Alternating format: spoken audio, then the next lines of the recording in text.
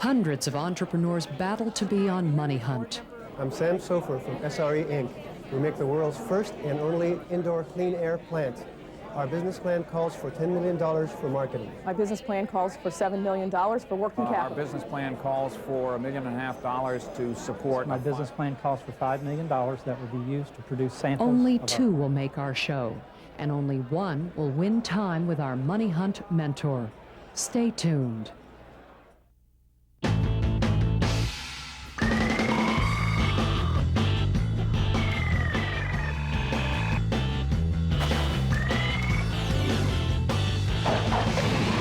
Money Hunt is brought to you by Excite. Money Hunt is also made possible by Register.com, a first step for businesses and individuals starting their presence on the internet.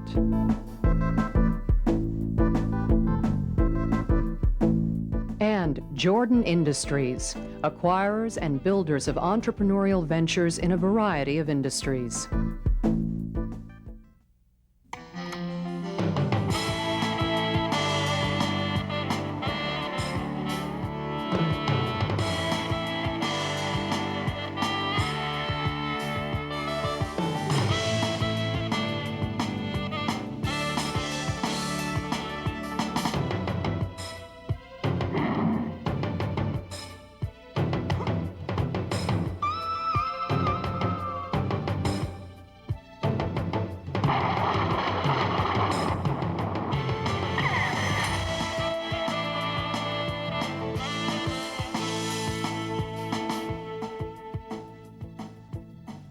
Welcome to Money Hunt, the one place where entrepreneurs have a shot to prove they've got a great idea, a good plan, and the passion to see it through. It's not so easy growing a business, and we're going to find out who's got what it takes. I'm Miles Spencer, and it's time to play Money Hunt. Hi, I'm Cliff Ennico. We scour the country looking for America's toughest entrepreneurs, and we bring them here and line them up against America's even tougher panel of experts. Sometimes we like what we hear, and sometimes we don't. At the end of the show, we pick one of our guests to receive some free help and guidance from our Money Hunt Mentor. Today, that's going to come from Michael Carter, founder and president of Carter Morrison Company, investment banking firm focused on emerging growth companies. Welcome back to Money Hunt, Michael. Thanks for having me back, Miles. You know, we're going to see a couple of companies from the food and agricultural industry today. What are you looking for from entrepreneurs in this space? These industries aren't particularly friendly to entrepreneurs, so I'm looking for entrepreneurs that can compete with these large companies that they're going to have to compete with. Okay, let's go get them. Our first guest was the Money Hunt TV winner during our live audition at the Capital Network's Food and Agricultural Conference in Fort Worth, Texas. He's Sammy Pierce of Energetics International, and he's backstage right now with Money Hunt's Monica Wright. Sammy, welcome to Money Hunt. Your business plan calls for $5 million. What is the strongest part of your business plan? I'd have to say our technologies. Technologies, that's great. Sammy, the door's opening. Good luck with your pitch on Money Hunt. Thank you. Energetics International, based in Nauvoo, Illinois, has developed a new way of processing corn and other grains so that stuff we're now pulling and putting in animals' bellies, we might someday be able to put in our own. Sammy, welcome to Money Hunt. Thank you. How did you get the idea for this company? Tell us how you got started. Well, we started out as an alternative fuel research company, and we were looking for something, some value added. And the protein had never been addressed. Let's talk about the protein. What you do, you take corn and other grains in their raw bulk form, and you, I don't want to use the word distill, I know that's not chemically accurate, but you break it down into component parts that are then used for various and sundry things. Is that basically the idea? Okay. Exactly. This is not a new technology, though. This has been going on for a very long time. The technology we have is brand new. Okay, Sammy, I understand you brought a video clip. Why don't we cue it up on the screen? You can describe what we're seeing. Yeah, you're seeing here the corn protein isolate and the fiber, the oil here. These are high quality products. This is the extraction where we extract the protein. We do all of this. This is the liquid protein, and we do all this without cooking. And for years, 400 years, we've cooked the kernel, and we degrade the protein to animal feed. There's enough protein in the corn to feed the whole starving world. What are some of the things you can do with this protein? We have put it into cookies, breads, hamburgers, muffins, many, many products. We have perhaps 900 companies throughout the world very interested in this product. How does the protein that you deliver stack up against the protein that we're normally ingesting as human beings? Well, the protein we normally ingest is full of cholesterol and fats, and they have a detrimental effect to our health, also to our environment. Man primarily relies on animal protein for survival. This is the first time that we can now look towards our grains and our plants for that type of Interesting. protein. Let me ask you something. Every entrepreneur has to get the advice, focus. You talked about a fuel plant and a food plant. Yeah. Which one would you focus on in the beginning? We're focusing initially on the food plant, the protein plant. That's the very high value. However, we started this thing as an energy company. And so we, in tandem, we have developed a whole brand new fuel. Let's flesh this out a little bit, because you're not just talking about producing this protein for food uses, but you're also looking to tap into the ethanol market. Now let's get into that. I mean, I've been hearing about ethanol for 20 years. There have been ethanol subsidies. Bob Dole's been talking about it since the 70s just about. And yet, outside of a few places in the Midwest, I don't think is ethanol commercially available anywhere now? Oh, certainly. There's over 1.2 billion gallons of ethanol produced in the United States today. Cliff doesn't have a car yet, but your research is partially funded by the federal government. What restrictions or strings have they tied on you, and do they allow you to patent your product? We've already patented it, and we're even looking towards a co-patent with the U.S. Department of Agriculture. Yeah. But following up upon that, doesn't the USDA have to approve this? How long does that take? It's basically a grass product. It's generally recognized as safe. Every day we eat corn protein. Nobody has actually. So it's not like the Food and Drug Administration for medicines, where you got to wait years and years before you can get stuff out of the pipeline. Sammy, this is an industry with competing against very large companies, low innovation, very low technology. Why would you want to compete with them, raise the money, have all the risks of a business startup? Why not partner with these people? We're actually in discussions with partnering with several giants in the industry. Give some examples? Because going downstream, but let me ask you a big question here. A lot of demand for this corn protein supplement is going to be coming from the third world, starving kids around the world. I mean, it's an ideal use for this product. How are you going to get this stuff out there and make it affordable? Well, our process can do it very cheaply, very inexpensively, in comparison to animal protein, eggs, milk, meat, those types of products. And it's a healthier product. And we're taking it directly from the grain rather than taking the grain, passing it to the cow or the chicken or the hog. The word of the day is frankenfood. Is there any argument at all that what you're doing here is just going to make that just more accessible? We have had interest in non-GMO, genetically modified organisms, making the protein from grains. So none of this involves any kind of genetic modification. Absolutely not. No. You know, okay. However, we can use GMO material. And there are some interesting possibilities there as well. In competing with these companies, what provides you with the protection other than your patent that you have? Also a lot of know-how. We've been at this 20 years. We've had 1 million failures. And it's been a tough road and lots of money that we have raised. Just GMO, you mean? Genetically modified organisms. That's correct. The monarch butterfly being affected by the Roundup. Sammy, your industry moves at a glacial pace. How can you assure that there's going to be a demand for the product by the time it's out and readily available? We now have literally 900 major companies from throughout the world that's been in contact with us. Very interested. We need samples.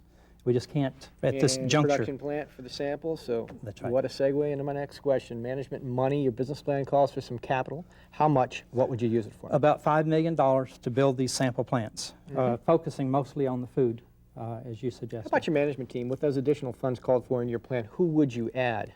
Okay, well, we need a chief financial officer and an investment banker. We are interviewing several, and they're interviewing us, of course. But we have some very high caliber funds and those type of people. Can you talk to us about your sales and marketing strategy?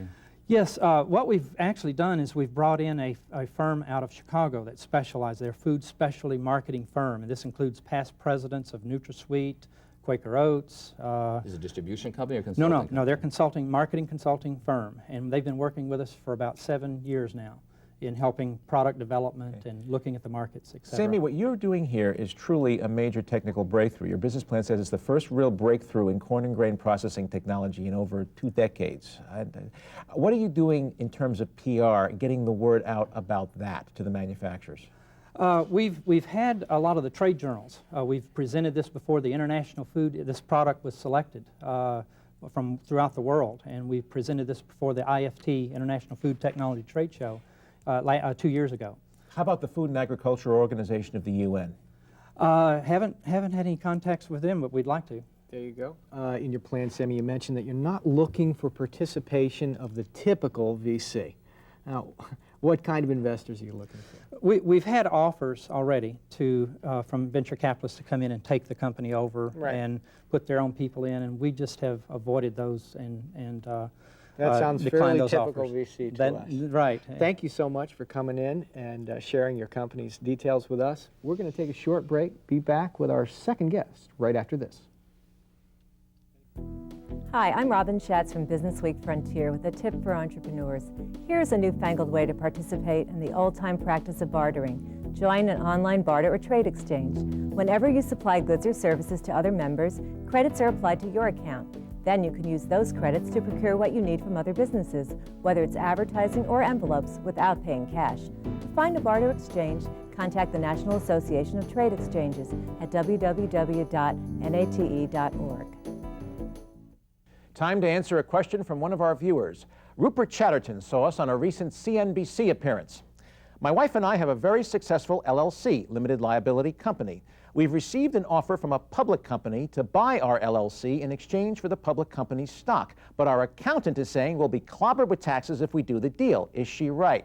Yes. Normally, if you own stock in a company and you swap it for stock in another company, that's a tax-free transaction. But because a working interest in an LLC is not a security for tax purposes, you get clobbered with taxes. So here's what you do. Form a corporation.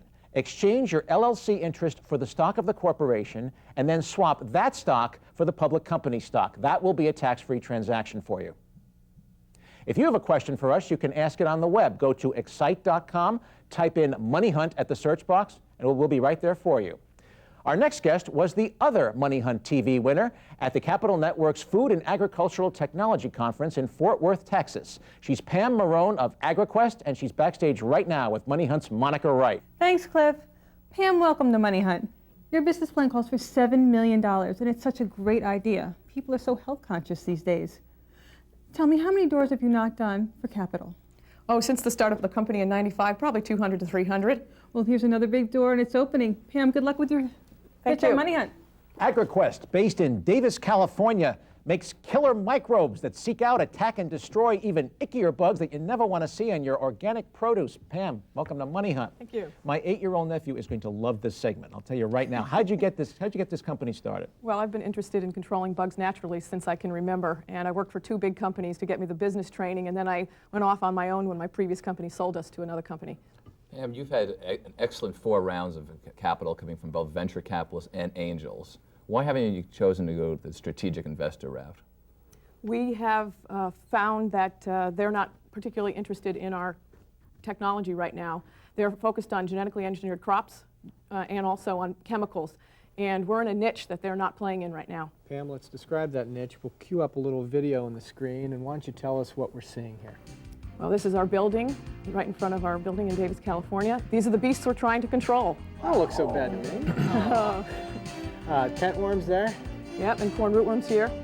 Please tell me these are the bad bugs that you kill. These are the good bugs you see on the screen right now. Oh. And in the laboratory, we have ways to turn them into a pesticide. As you see here, we're growing in liquid and develop a recipe for growing them. And that's what you see here in called fermentation, just like you're making wine and beer. And then you put it out in the field just like you would a chemical, except it's biological and natural. And Pam, is most of the applications done through a spraying process? Yes, just like a chemical, you put it in a spray tank. Now, your intrinsic value is your company's ability in the business plan, it said, to create a sausage machine for microorganisms. Tell me, how do you do that, and why is that competitive advantage? We can find from nature quicker than anybody else and get them to market faster than anyone else with less capital. Products that work as well as chemicals but provide value to the customer as much as a chemical does. Let's talk about this, because right now you've got 3 basic kinds of pesticides on the market, if I'm reading your plan right. There's chemical pesticides, there's bioorganisms, which is where you are, and then there's the genetically modification, the Frankenfood kind of stuff that we've all read so much about. How big is the market for bioorganisms? Isn't this the tiniest segment of the market? It is. It's about 300 million of a 30 billion global pesticide market, but it's fast growing. And for that reason, you're focusing on minor crops. Now, that's right. Go into that strategy a little bit, because that's important. What are minor crops? Right. The big guys focus on the crops like wheat and rice and corn, and we focus on what are called minor crops that are less than 300,000 acres. Fruits, vegetables, flowers. These are minor crops. Now, my sister owns an organic produce business, and there's been a boom in that industry, as you know, and your products are ideally tailored toward that business. But what's your expectation in terms of when that market tops, and why? Well, the organic food market is really in its infancy, and they're not using very many products like our AgriQuest because there aren't that many products to use. We're at the infancy, so we don't see for the next 10, 20 years. Isn't the real problem with organic produce, let's just get right down to it, the fact that it just costs so much more than products that have been treated with chemical pesticides? Yeah, and if they used AgriQuest products, it'll bring the cost down. How so? What makes your bugs cheaper than other people's bugs? We can develop them. That's part of the AgriQuest technology, core technology, to be able to get the same kind of margins that you would on a chemical pesticide and the same efficacy. Pam, in your mission statement, you talk about discovering, developing, and marketing. And it seems like your core competency is the first two. Marketing, you're up against some very, very large companies. Why are you focusing on all three? Well, I've had the experience before in my previous company of giving our product to sell to a big guy. And they take 50% margin, and then they are focusing on their own product instead of ours. And they don't give the attention that we need. So we really feel that in order to make the money in the business plan, we've got to do it ourselves. Pam, is it possible to patent a microbe? Can you get ownership of a life form? Believe it or not, you can, yes. And so all of our microbes are patented. Beautiful. Traditionally, pesticides have been at a disadvantage to chemicals in terms of shelf life and other attributes. Are growers willing to overlook those disadvantages in terms of using a safer product like yours? No, they're not, which is why AgriQuest technology is superior in that it doesn't have the problems with shelf life or effectiveness that we've seen with bioorganisms in the past. We're developing really hardy ones. Gotcha. Now, Pam, you have a core product that's just coming out. It's a pesticide for what kind of products again? It's controlling plant diseases, so like powdery mildew or bunch rot of grapes. That mostly in grapes, okay. Very, very tied to that. Now, you have to get approval, don't you, for this from the EPA, the Environmental Protection Agency. Where do you stand with that? And how long does it take? Well, it takes from about 12 to 16 months, and we're right at the end of our approval of this product, and it should be launched in March. We've got an acceptance letter from them, and we're ready to go. So you've actually also all but the last stage of this obligation. And what are the things you have in the pipeline? Let's talk about specific products, specific bugs. Okay, the first one is Serenade, and that's for controlling powdery mildew and bunch rot of grapes and other fruits and vegetables. That's the one that's an EPA approval process. Then Sonata, which is it's complementary to Serenade. It controls different diseases of plants like downy mildews of lettuce. And then we've got an insecticide for controlling caterpillars, and we've got another product for controlling little parasitic worms that feed on the roots of plants. And the business plan was a terrific plan. It was 50 pages long. There was 1 page devoted to marketing. Why is that? Are you devoting enough focus and energy to the marketing effort? That's a good question. I have deleted most of the part of the marketing in the business plan because I found out that my business plan ends up in our competitors' hands. So I have a huge marketing plan, another 20 pages, but it's not in there. Great. Pam, your business plan calls for some capital. How much and what would you use it for? My business plan calls for $10 to $15 million, and we're using it for working capital, for the launch of Serenade, and also to get the wonderful pipeline we've got of products to the market. Great. Pam, you're talking about actually manufacturing these bugs. Wouldn't it be easier and cheaper if you could actually offload that onto somebody else and focus on development where clearly you're very strong? We have relationships with contract manufacturers right now, and we've had a lot of problems with those because they don't give us the quality and the attention that we'd like. The whole idea of manufacturing bugs is just sort of boggles the mind, the mental picture that comes into play. I'm not so sure I would want to do that, but anyway. A natural segue, what about your management team?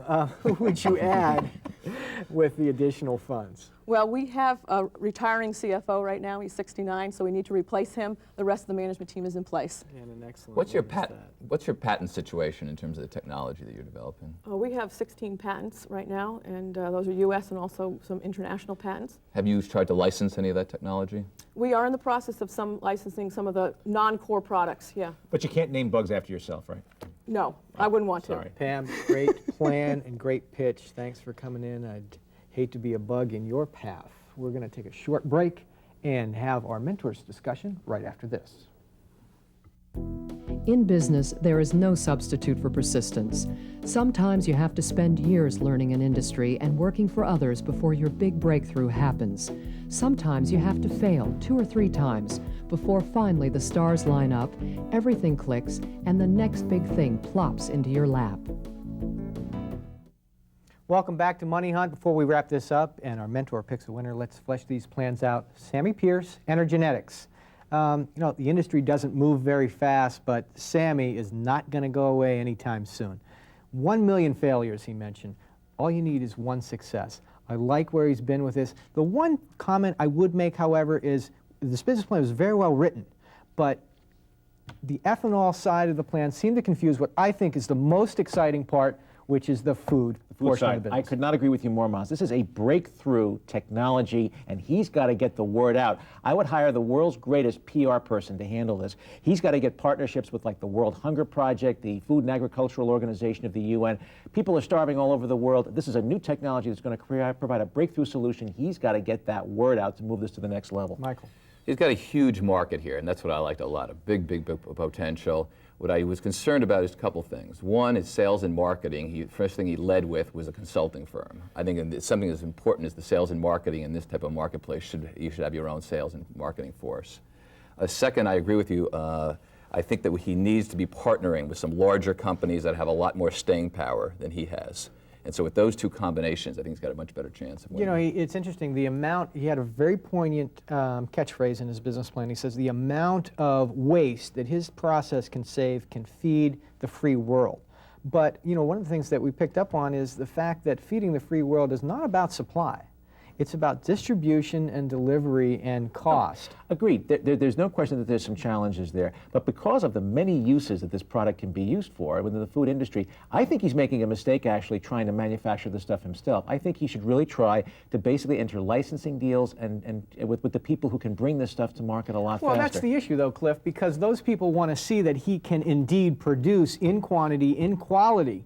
And so that's why he's doing this interim step of not a giant plant, but a small plant capable of producing samples. He's got to focus. The business plan didn't reek of focus. He's got to focus not only within the food industry, but also specifically in the focus within segments of the food industry. What's that killer product that's going to get the word out about this great new technology? That's where he should be focusing his energy. What's the first thing that's going to really get this thing on the map? Maybe some ingredient branding within some sort of products where he can point to different places where he's delivered product and partner with somebody that's already manufacturing some sort of product where there's an end use, and he can point to it as one successful ingredient. We put the protein in pizza crust. There you go. Pam Marone from AgriQuest, the biopesticides company, was our second guest.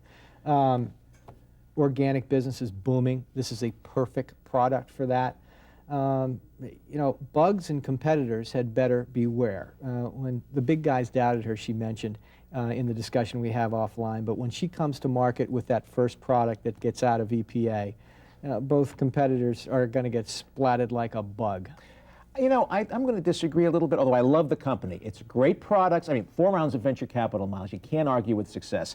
She's got great products. This is a little new wrinkle in the organic produce market, but the organic produce market, while it's still growing, is still a teeny tiny segment of the food market. $300 million Chemical business. pesticides still rule, and I think that's going to be the case for the foreseeable future. That's why she's focusing her energy on minor crops rather than the major crops. Once major crop producers start going organic, she'll be perfectly positioned, but I think she's looking at 3 to 5 year lead time. I thought you did a great job with in the competitive analysis. She knows who her competitive competition is, where she's focused, and where she's going to win. In addition, she had a pipeline of products. It wasn't relying on any one technology or one product. Well, that's what was interesting is her proprietary process, that sausage machine, allows her to develop those organisms faster and more effectively than anyone else in the industry. And that plan really convinced me of that. And this is someone that truly believes in her product. She has hated bugs since she was a little kid. So she's making them.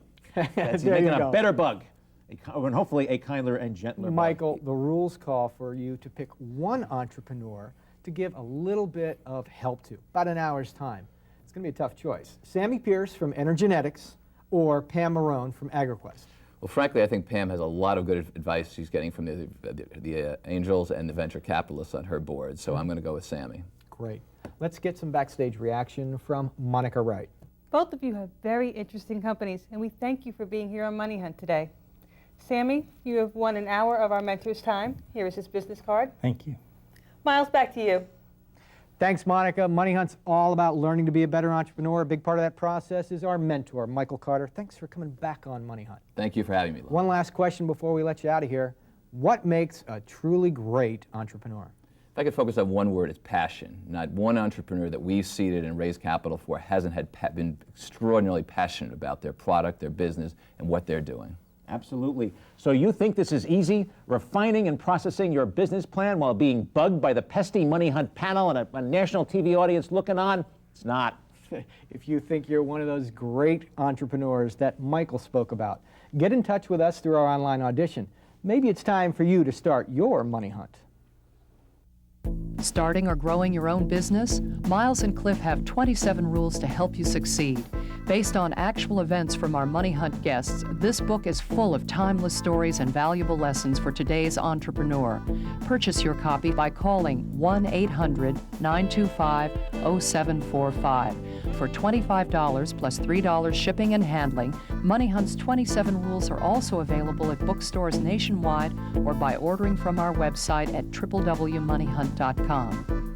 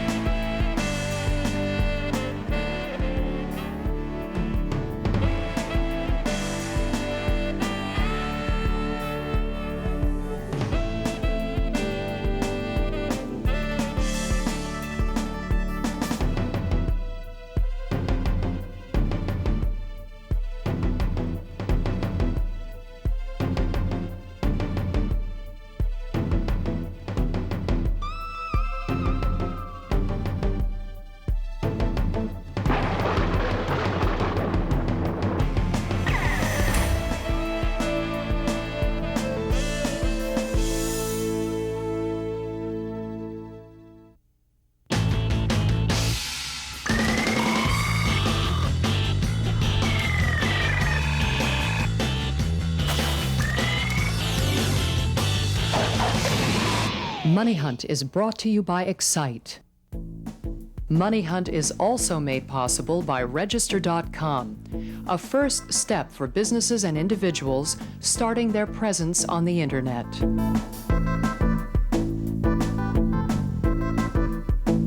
And Jordan Industries, acquirers and builders of entrepreneurial ventures in a variety of industries.